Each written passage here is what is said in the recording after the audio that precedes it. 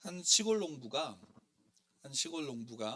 어, 상이 서가지고 장에 가서 닭 한 마리를 샀습니다. 닭 한 마리를 샀는데, 이 닭이 놀랍게도 황금알을 낳는 겁니다. 황금알을 낳고 그 황금알을 낳으니까 얼마나 그 소문이 빠르게 퍼지겠어요. 크지 않은 마을에 옆집에 사는 농부가 그 소식을 들은 겁니다. 그리고 그때부터 기도하기 시작한 거예요.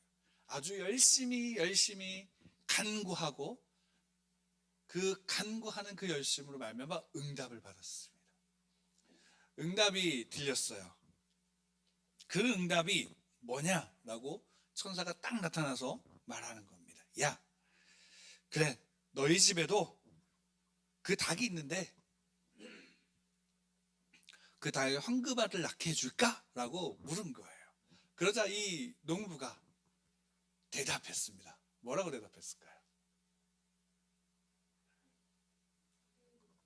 우린 당연히 네 할 것 같은데 재밌는 말을 했습니다. 아니요, 황금알을 낳는 저 옆집의 닭을 죽여주세요 라고 요구했어요. 어,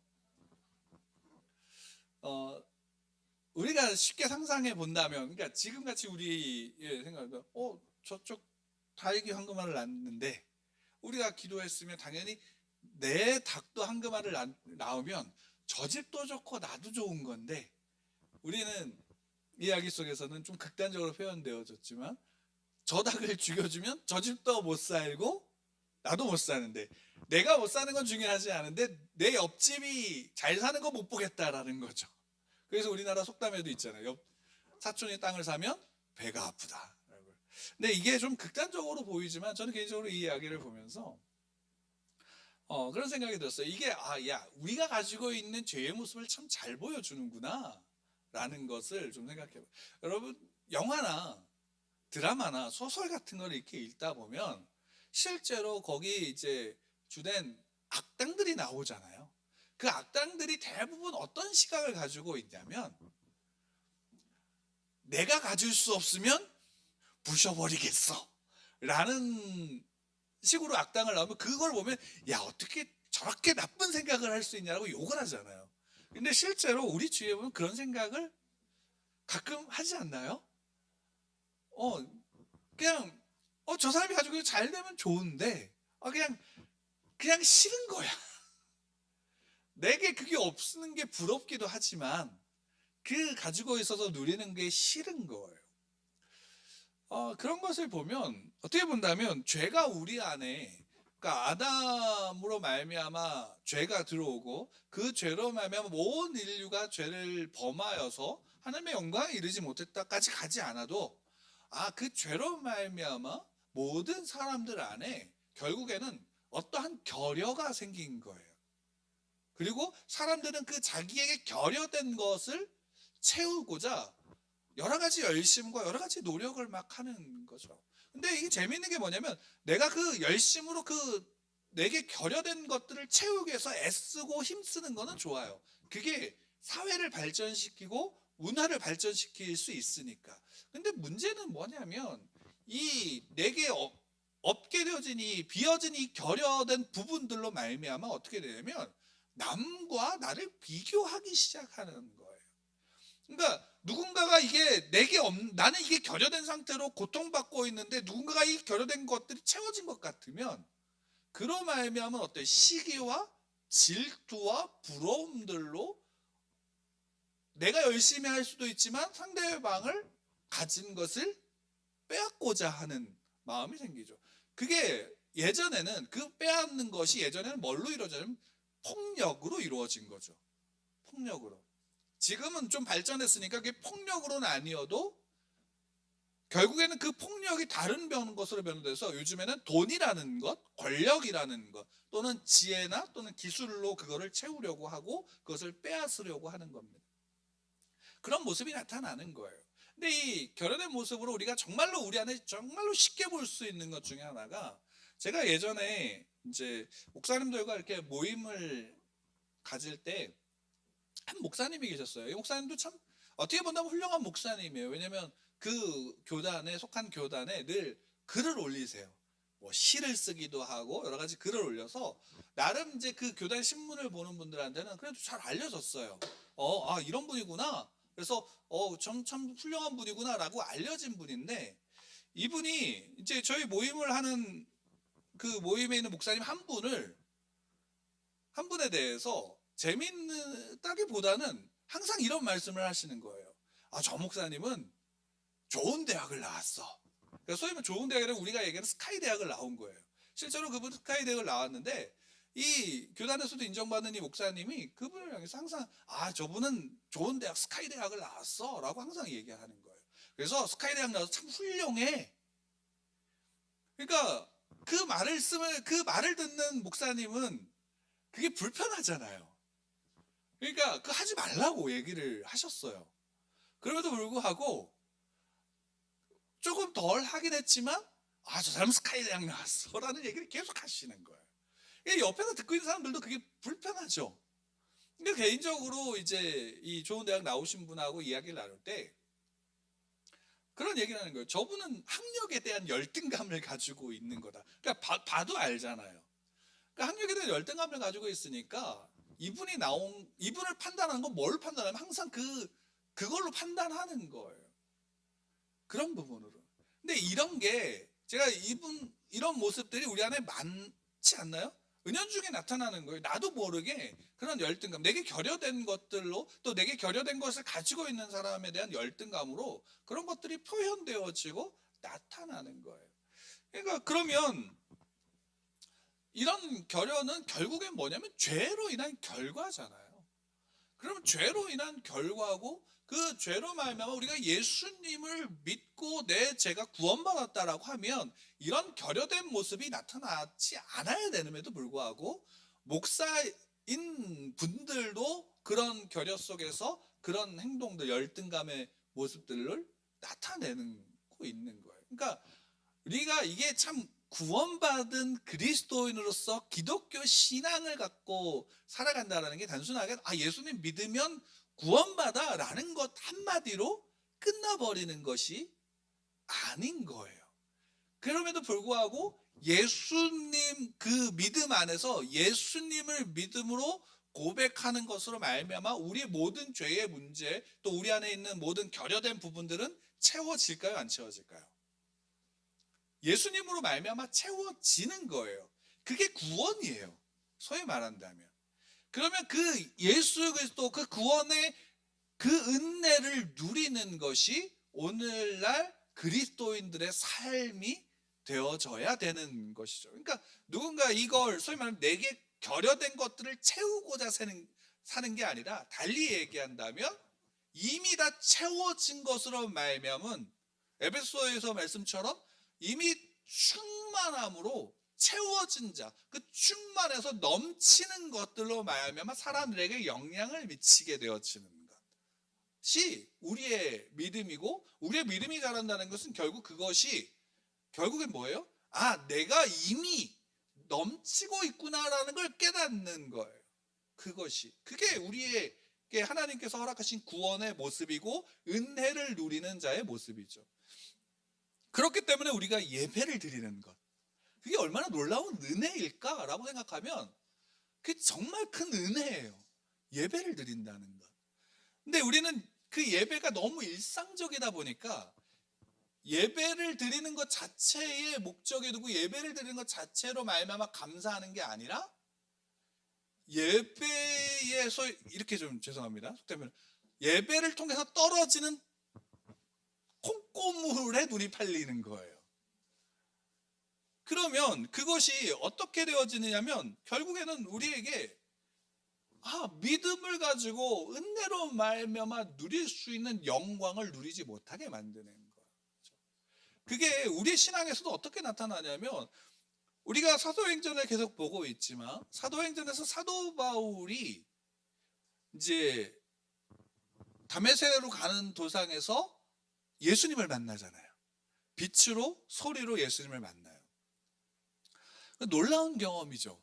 우리가 지난주에도 이 말씀을 가지고 나누었지만 우리가 결국 바울이 예수님을 믿게 된 계기가 예수님이 직접 오셔서, 사장님이, 회장님이, 구단주가 직접 오셔서 야 추억을 주고 스카웃을 해가는 장면을 보면, 야 그러니까 저 사람 바울은 저런 특별한 사역을 할 수 있지라고 하지만, 실제로 바울이 예수님께서 특별하게 부르신 것은 오늘 본문에도 나왔지만 16절에 보면 뭐라고 나오냐면, 같이 읽을까요? 시작. 그가 내 이름을 위하여 얼마나 고난받아야 할 것을 내게 그에게 보이리라. 그러니까 하나님이 바울에게 빛으로 예수님을 보이게 하시고 그분의 음성을 듣게 하신 것은 뭐냐면, 야 내가 그에게 고난받아야 할 것을 보인다라고 말씀하시는 거예요. 사도 바울과 같은 특별한 경험을 하고 계시니 싶으시면 고난. 우리가 그렇죠. 근데도 불구하고 사도 바울과 같은, 그러니까 이 당시에 사울이 부름받았던 그 모습을 보면서 우리는 어떤 생각을 하냐면, 야 나도 저렇게 부름받았으면 좋겠다라는 생각을 하게 되고, 그것이 마치 내 신앙의 지금의 모습, 그러니까 소위 말한다면 지금의 신앙의 게으름 가운데 있고 열심을 내지 못하는 내 모습을 뭐와 비교하냐면, 내게도 그런 경험이 없기 때문이다라는 핑계를 대게 되죠. 핑계를 대게 되는 거예요. 그러니까 그런 경험이 있으면 나도 바울처럼 그렇게 할 수 있어요 라고 얘기하지만, 실제로 그런 경험을 구할 때, 그래서 내가 지금 그렇게 하지 않는 것은 하나님 때문이에요 라고 말하는 것과 똑같은 거예요. 그러면 누구의 말과 똑같아 보이나요? 아담이 선악과를 다 먹고 나서 당신이 내게 준 여자 때문에 내가 이걸 따먹었어요 라고 말하고 있잖아요. 그러니까 하나님, 이게 뭐예요? 아담도 결국에는 누구 때문이라고 말하고 있는 거예요? 궁극적으로 하나님 때문이라고 말하는 거예요. 그러니까 하나님이 내게 그런 걸 안 보여줘서 나는 그렇게 열심을 내지 못하고 있어요 라고. 그러니까 하나님이 내게 그렇게 특별하게 하지 않으니까 나는 아직 큰 일을 할 수가 없어요 라고 말하는 거죠. 근데 실상은 우리가 여기에서도 보지만, 여러분 이제 사도 바울이 이 다메섹 도상에서 사울이었을 때 빛나는 빛 속에서 예수 그리스도를 보고, 그 속에서 예수 그리스도의 음성을 듣고, 그로 말미암아 사도 바울은 예수 그리스도 앞에 붙잡힌 바 되어지죠. 그리고 우리가 이런 경험을 통해서 사도 바울이 변했나요? 안 변했나요? 변했죠. 그래서 여기서 우리가 한번 좀 생각해 봐야 되는 게 이거예요. 사도 바울이 빛을 보고 경험했기 때문에 변한 걸까요? 아니면 사도 바울이 이미, 그러니까 우리가 그런 분도 계시거든요. 스테반을 돌로 쳐 죽이는 처형장에서 옷을 맡아주는 사람의 역할을 했잖아요. 그만큼 열심히 썼고 믿을 만한 사람이었다라는 건데, 결국에는 그러면 그때 스테반의 죽음을 보고 사울의 마음에 뭔가가 움직여서 그렇게 돼서 나중에 회심했다라고 얘기하시는 분들도 계시기도 해요.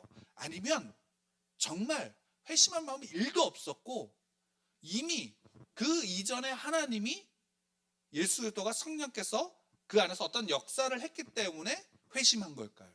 빛을 받기 때문일까요? 이 세 가지 중에 어떤 것일까요? 좀 어렵나요? 빛을 보는 경험 때문일까요? 아니면 과거의 스데반의 죽음 때문일까요? 아니면 그냥일까요?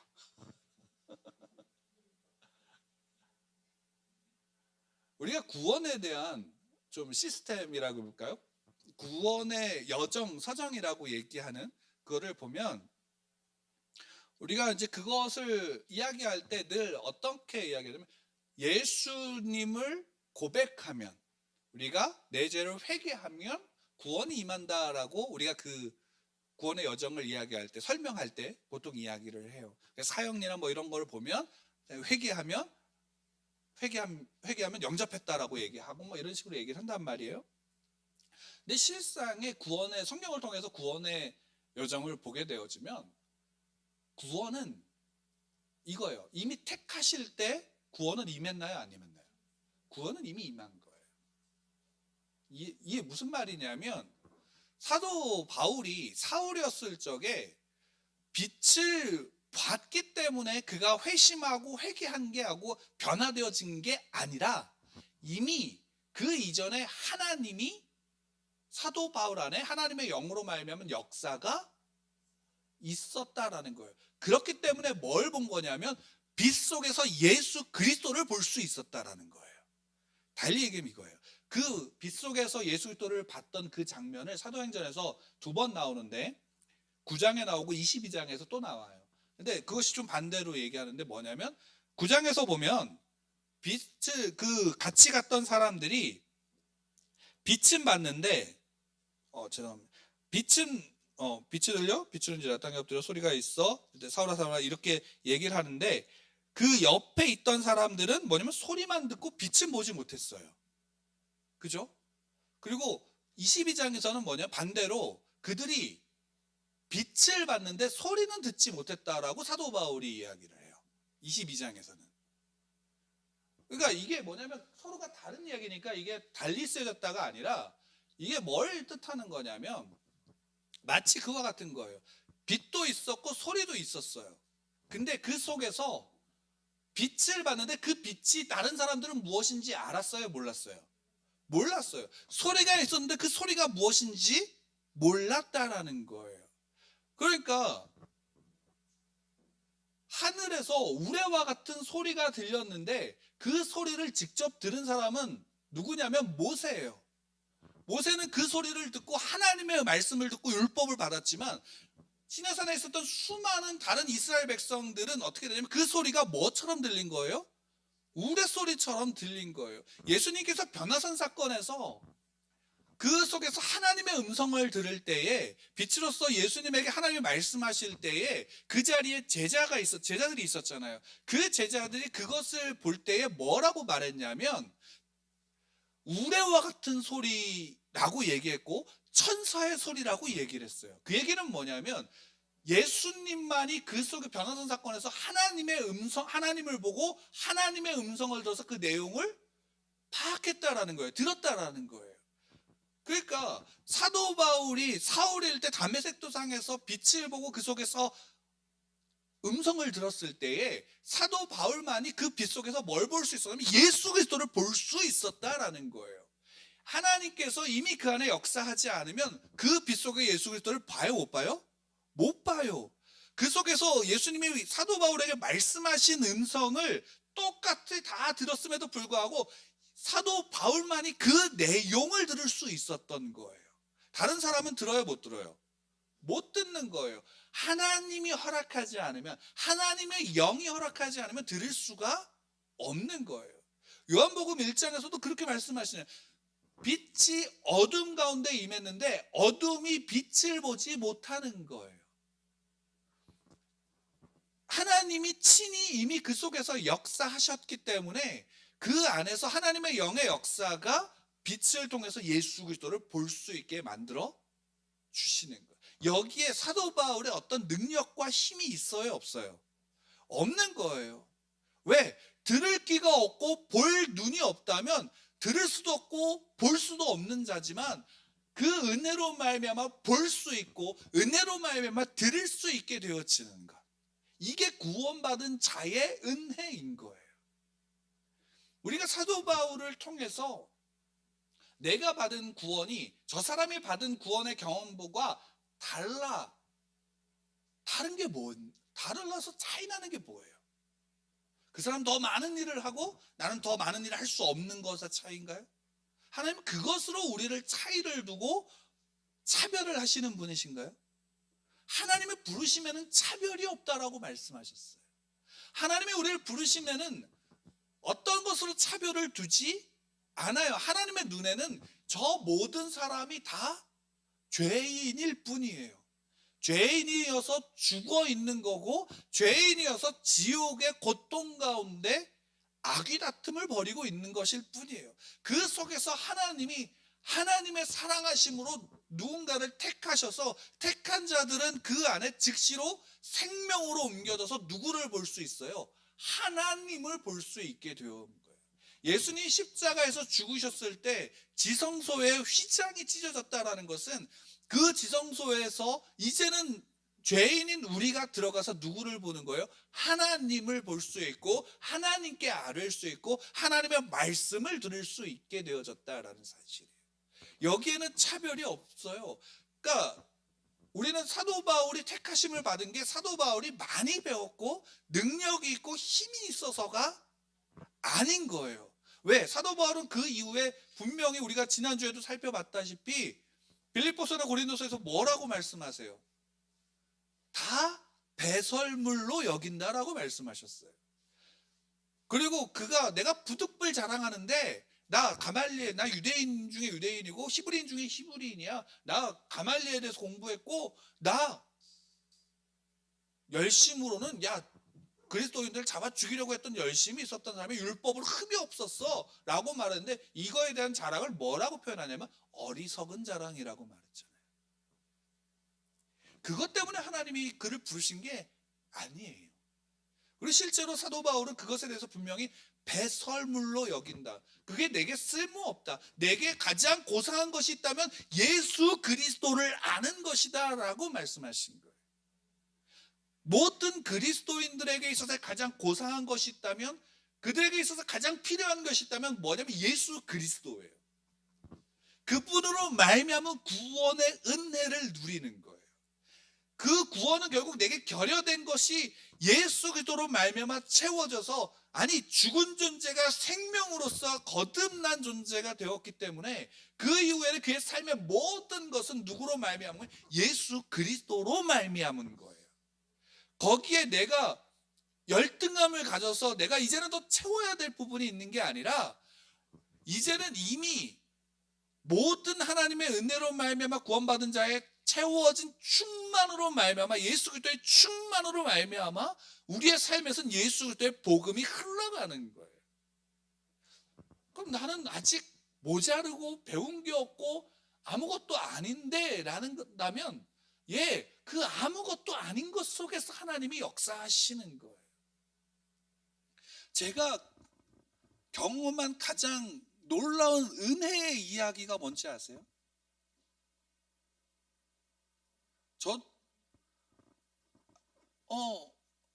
제가 들은 가장 놀라운 은혜의 이야기는 같이 술을 마시면서 너 예수 믿어? 라고 말하는 거예요.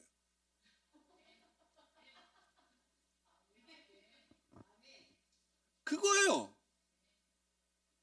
제가 신비한 경험을 안 해봤기 때문에 그럴까요? 아니에요. 저도 병자가 고쳐지는 것을 봤고 그 경험도 있고 나는 놀라운 기적들을 많이 봤는데 결국에는 그것으로 그 사람이 변하지 않아요. 신비한 경험을 했다고 그가 더 열심을 내지 않아요. 저도 그런 기도 한 적이 있어요. 하나님 내게 말씀하세요. 내게 보여주세요.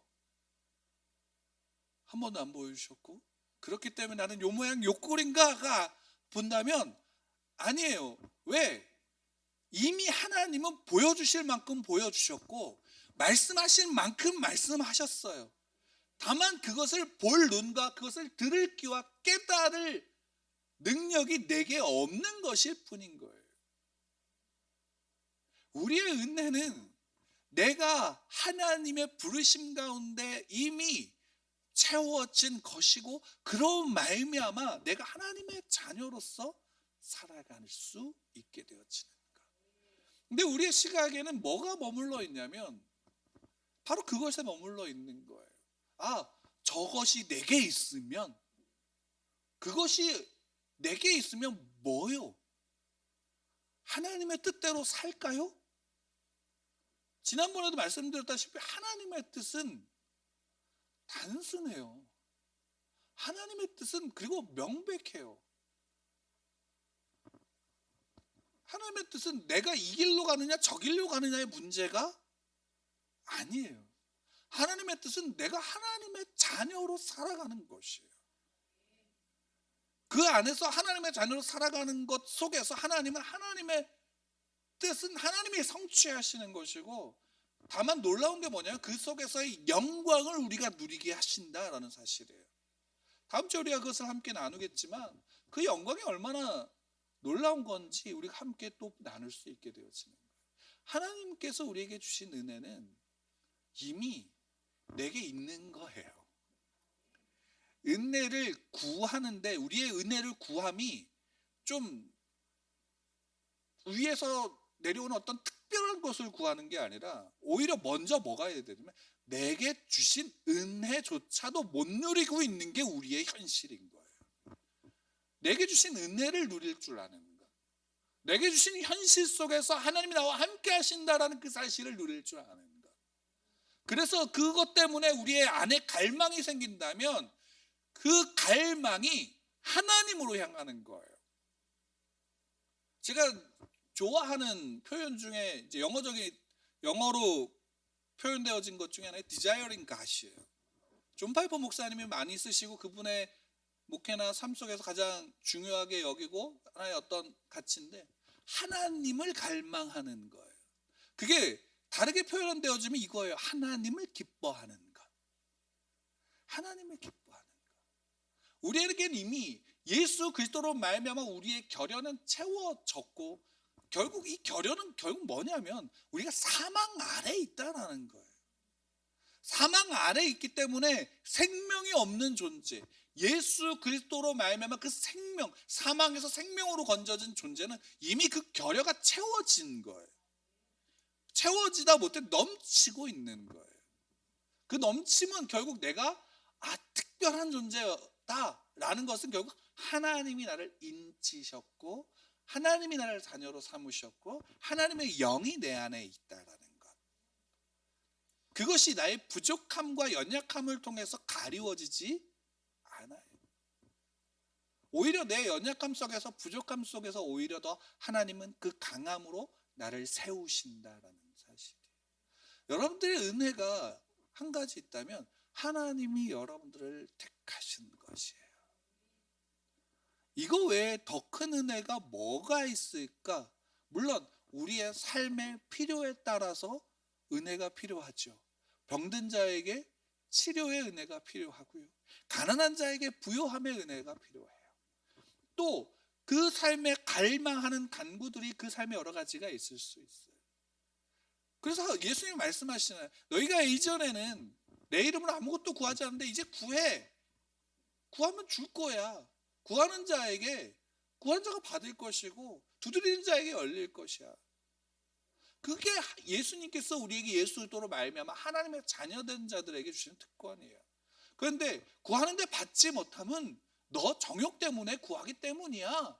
친절하게 또 그것에 대해서 설명을 또 알아주셨잖아요. 그러면 내 정욕으로 구함인가 하나님의 것으로 구함인가 우리가 잘 구분하지 못할 때가 많을 때 일단은 구하세요. 일단은 구하세요.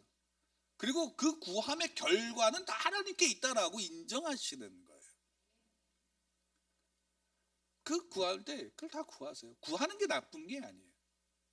그건 저급한 신앙이 이런 식으로도 아니에요. 왜? 구하는 것 자체로 말미암아 경험을 통해서 이게 이 구함이 바른 하나님 앞에 내가 지금 구해야 되는 게 무엇인지 깨달아 갈 때 우리는 그 속에서 올바른 구함을 하나님 앞에 구할 수 있게 되어지는 거예요. 걷지 못하는데 기는 아이한테 너 일어서 걸으라고 말할 수 없잖아요. 서지도 못하는 아이한테. 그 단계 속에서 있는 하나하나의 구분이죠. 다만 이거 한 가지만 우리가 기억하면 돼요. 예수님을 믿는 건 우리가 고통받기 위해서 믿는 게 아니에요. 하나님을 믿는 유일한 이유가 있다면 전 늘 얘기하죠. 복 받기 위해서예요. 그리고 그 복은 하나님의 자녀됨으로 이미 주셨지만 우리의 수준과 우리의 연약함이 그것을 깨닫지 못하게 하고 때로는 망각하게 하기 때문에 그걸 잃어버릴 뿐이지. 근데 하나님은 그 속에서 분명히 역사하시고 더 놀라운 건 뭐냐면 나를 하나님의 수준까지, 하나님의 일정한 수준까지, 적당한 수준까지 나를 이끌어 가시는 은혜 속에 내가 있다라는 사실. 그 은혜를 누린다면 우리는 그 은혜로 말미암아 하나님 앞에 잘할 수 있을 겁니다. 여러분들의 삶에 은혜가 필요하세요. 이미 받은 은혜를 누리는 은혜가 필요하세요. 그 은혜를 누리십시오. 그러니까 하나님이 여러분들을 바라보실 때 어떻게 바라보시느냐? 하나님은 사울을 보시는 게 아니라 바울을 보시잖아요. 그죠? 그리고 그 바울을 보실 때 사울이었을 때 얼마나 그 가지고 있는 조건과 상황과 환경을 따지시는 게 아니라 하나님은 그냥 바울만 보시는 거예요. 사울의 본질이 뭐예요? 바울이니까요. 여러분들의 본질은 뭘까요? 하나님의 자녀. 그렇다고 이름은 바꾸지 마세요. 이미 여러분들에게 있는 그 이름을 통해서 하나님은 이름이 아니라 여러분들 안에 있는 본질, 중심을 보시니까. 다윗을 택하실 때도 사무엘에게 말씀하셨죠. 내가 보는 것은 중심이다. 이미 하나님이 여러분들 안에 그 하나님의 중심을 세우셨고 여러분들은 그 중심 안에서 그 은혜를 누리시길, 하나님을 누리시기를 축복합니다. 하나님 앞에 그 은혜를 누릴 때에 우리는 오늘을 사는 은혜를 누릴 수 있고요. 내일을 기대하는 은혜를 누릴 수 있고요. 어제까지의 모든 삶 속에서 하나님이 함께 하셨던 은혜를 볼 수 있게 되어지는 거예요. 그 영광이 여러분들 가운데 있습니다. 그 은혜가 여러분들 가운데 멀리 있는 게 아니라 여러분들 안에 있습니다. 그것을 누리시고 그로 말미암아 기뻐하시고 그로 말미암아 마음껏 누군가를 위해서 기도하시고 그들에게 나누시고 함께 하시기를 축원합니다.